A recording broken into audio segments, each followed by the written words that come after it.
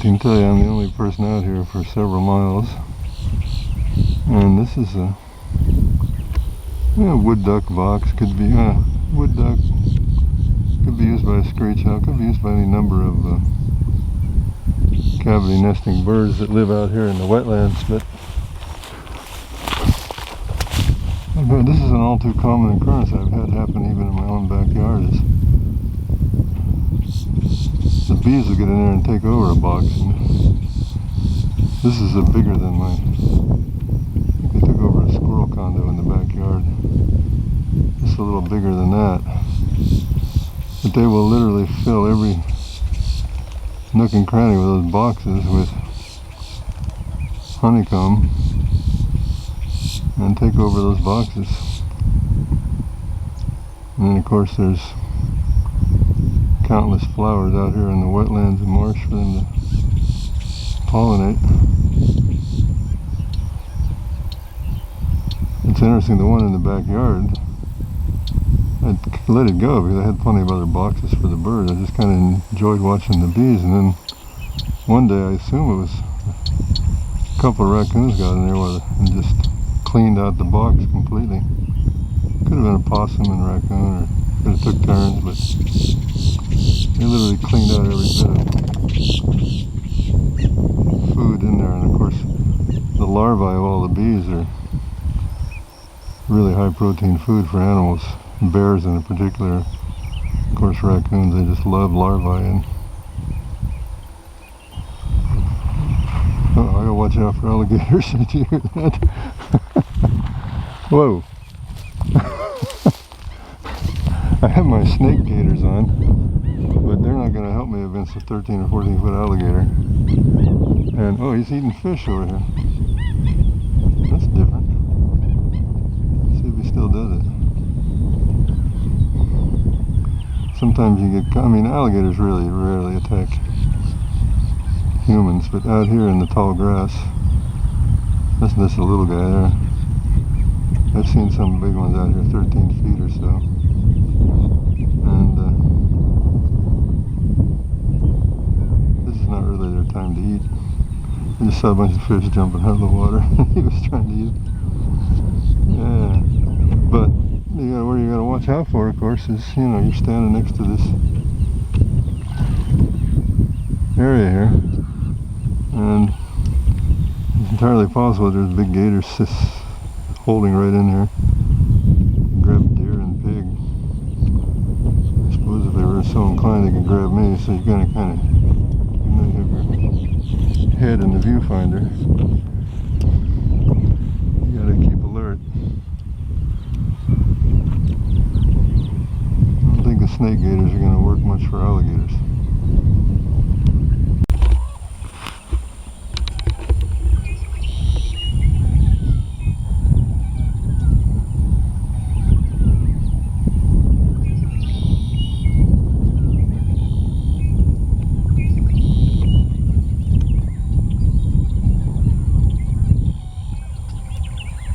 What's up, buddy?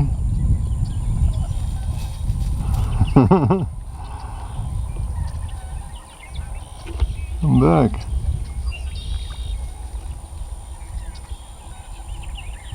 Wild pigs just tear up the trail. Very rare to see a wild pig by himself.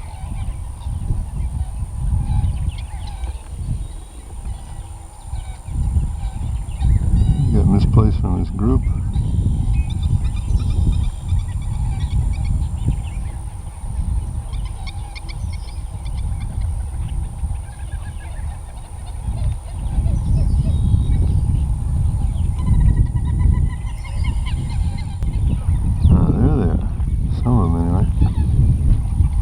That's some deer on the wild pig.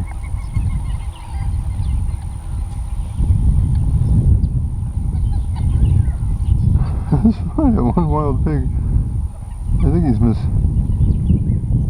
in the marsh, so there's just the levees and it's all water, so he's obviously made a wrong turn somewhere. I don't think those deer want to hang out with you. I tell you, the wild pigs, they just make a mess out of the trails and the roads in Florida and up in the Great Smoky Mountains. They just really tear things up.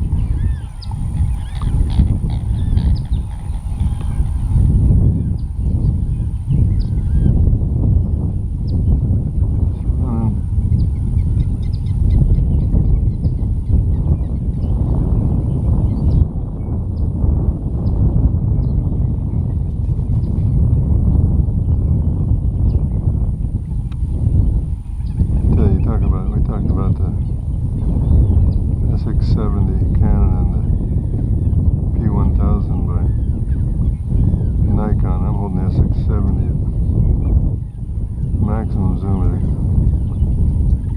standing in the wind, and couldn't even imagine trying to hold a P70 steady without a tripod. Now, it's hard to even fathom how far away I am. It's like a couple of football fields.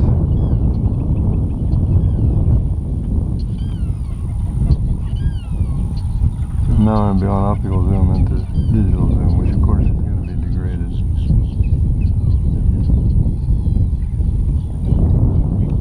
Let's take it to 65x.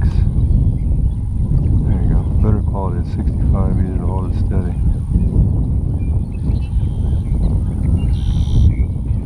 I got my elbows on my bike handlebars now.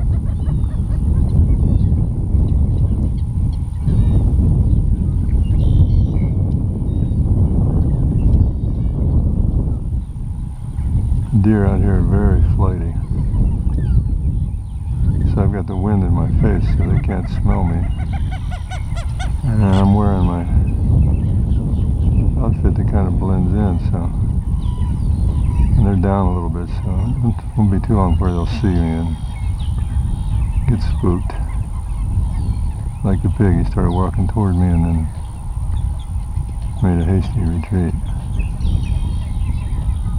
Now what makes a super zoom useful is right here, 65x optical is pretty much your limit of quality video, but if you just want to use it like a binocular to see what's going on, you can zoom way in, and the video is going to be super grainy, but at least you can see what's going on.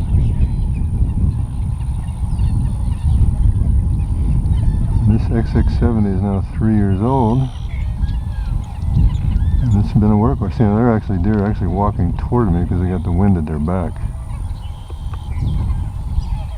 And just like the pig, I think one of them just spotted me.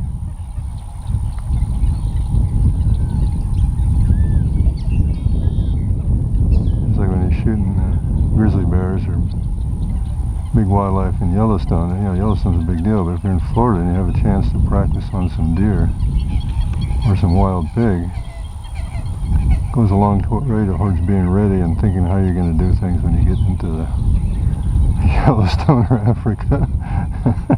Practice on some whitetail deer. See, just the very fact that I laugh while I'm holding the camera means it's going to bounce around.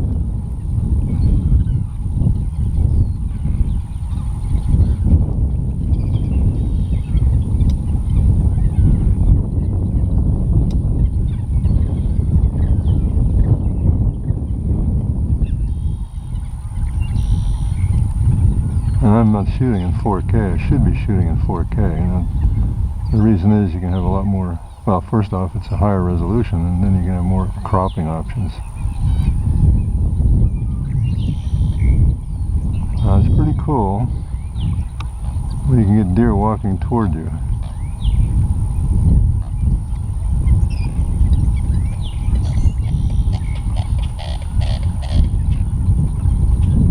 The last thing I want to do is spook animals and make them expend unnecessary energy. I'm just going to sit here and see what they do.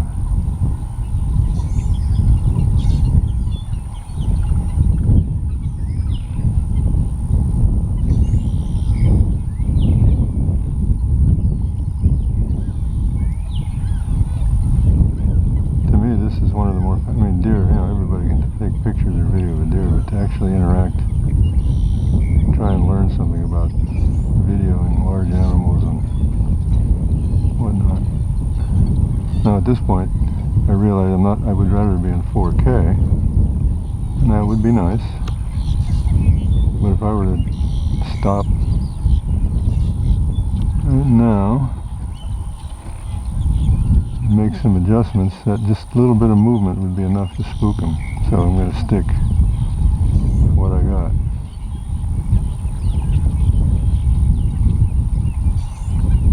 They're actually moving faster toward me now.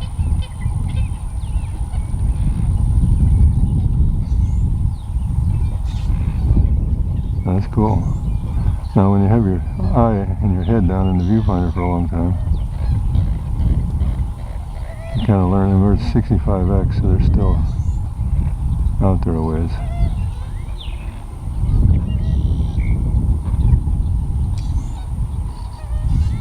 Okay. This is interesting.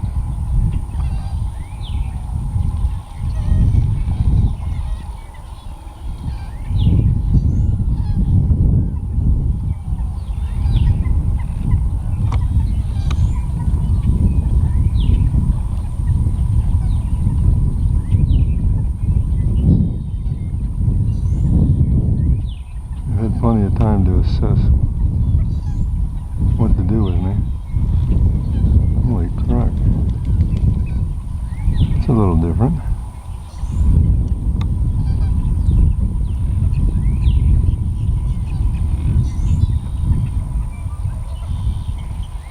This is actually kind of exciting. I mean, they're coming right at me. I suppose at some point I ought to wonder whether they're going to run into me.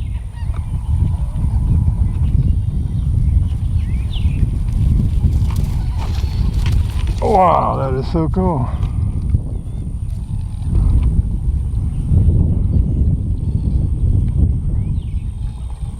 They wanted to go down that road, and they walked up. They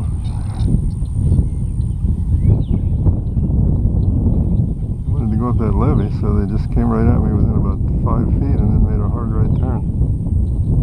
And Bang said, "No, I'm not going to chase you guys, you're good, relax."